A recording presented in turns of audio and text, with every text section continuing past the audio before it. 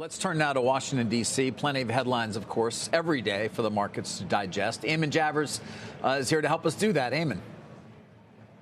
Yeah, good morning, David. There's enormous uncertainty in the 3 million strong federal workforce today, with just under 2 hours to go now until Elon Musk's noon deadline for all employees to justify their job performance. In a Saturday evening email, federal employees across all agencies and departments received a message from Musk's team with the subject line, "What did you do last week?" The email asked employees to reply with 5 bullet points summarizing their accomplishments and to copy their managers in their response. The deadline is 11:59 p.m. Eastern Time today. Musk posted on social media that failure to respond will be taken as a resignation, but it's not clear what legal authority Musk has to demand responses or to fire non-responders. And several federal agencies under Trump appointee leadership are ordering their employees not to respond, citing classified or sensitive information or chain of command issues.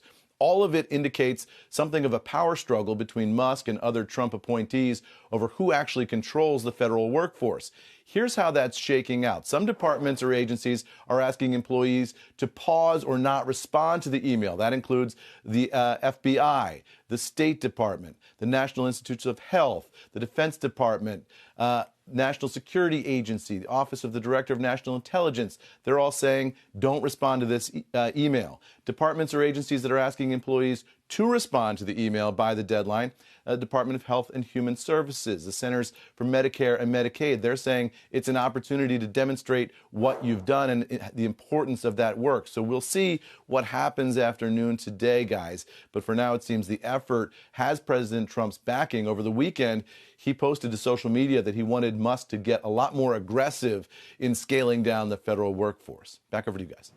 What about this idea of deleting or wiping out federal agencies? Does he have the power to do that without Congress? No. I mean, you can't delete an agency that has been created by a law. So if, Elon Musk wants to go through and delete those agencies, he can temporarily they can order work pauses, they can order people to stand down, all sorts of things, short of literally deleting the agency. But if the agency was created by a law by Congress, you're going to have to go to Congress to get a law to remove that agency from existence.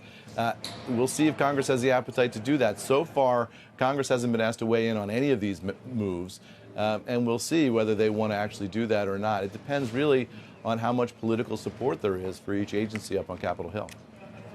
Eamon, I'm just curious, as somebody who's in that area, I don't know, your neighbors, your friends, I mean, many of whom I would assume there are plenty of people who work for the federal government. What is their day like these days, and how much of their time is spent just worrying about these various missives that they keep receiving?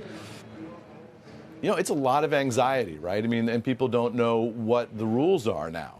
I mean, an email like this has certainly never gone out to the federal workforce, and you could look at it and say, hey, well, that's probably a good thing. Why shouldn't they have to justify what they did? I have to justify to my boss what I did last week.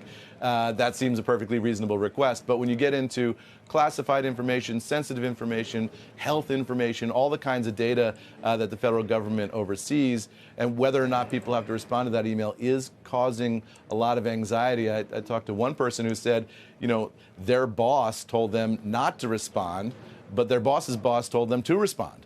And so now they're looking at this and saying, I've got a couple of hours to make a decision here. Am I going to get fired if I don't send this email back, or am I going to get fired if I do send it back? So, it's really making people confused and nervous.